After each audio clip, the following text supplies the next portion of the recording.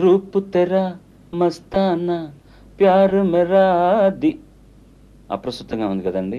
అవును అనిపిస్తుంది బాలసుబ్రహ్మణ్యం మర్చిపోయి మధ్యలో హిందీ పాట మరొకరి పాట పాడుతున్నాడు ఏమిటని. కాదు, ఇది అప్రస్తుతం కాదు. ఇక్కడ చూడండి, ఇందాక అడిగింది చెప్పింది కూడా తెలుగులో. కానీ ఇప్పుడు మహాపండితులైన డాక్టర్ చెరువు సత్యనారాయణ శాస్త్రి గారు ఒక భాషకు సంబంధించిన పదాల్ని మరో భాషలో పొదిగి చెప్పమంటున్నారు.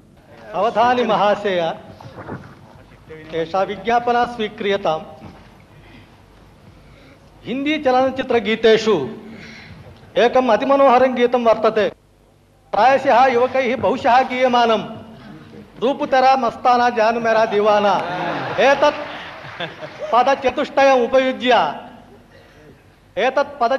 ఉపయుజ్య రూప్తెరా మస్తానా జాను మేరా దీవానా ఇది పదచతుష్టయం ఉపయుజ్య రామనామ ప్రశంసాత్మకం విషయమధికృత్య ఏకః శ్లోకః విరచ్యతాం. ఛందో నియమః వర్తతే. అపితు మమ అభిలాషः అనుష్ఠుభి ఏవ. అహం అల్ప సంతోషి. ఇదే ఎంత క్లిష్టమైన ప్రశ్న చూసారా. అంటే ఇప్పుడు ఈ రూప్ తెరా మస్తానా అన్న పాట హిందీ పాట లేకపోతే ఉర్దూ పాట అనుకుంటాం. ఇందులో ఉన్న పదాలనిచ్చి సంస్కృత పరంగా ఒక పద్యాన్నో శ్లోకానో చెప్పమని అడగడం చాలా క్లిష్టమైన ప్రశ్న. దానికి సమాధానం చెప్పడం కూడా ఎంత క్లిష్టమైందో.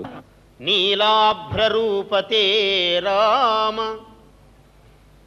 సమస్తానాం శుభంకర. నీలాభ్రరూపతే రామ సమస్తానాం శుభంకర.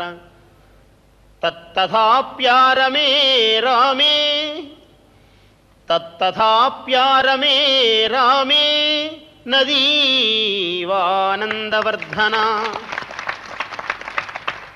చూసారా, హిందీ పదాలని సంస్కృత భాషలో ఎంత చక్కగా ఇమిడ్చి పూరించారు.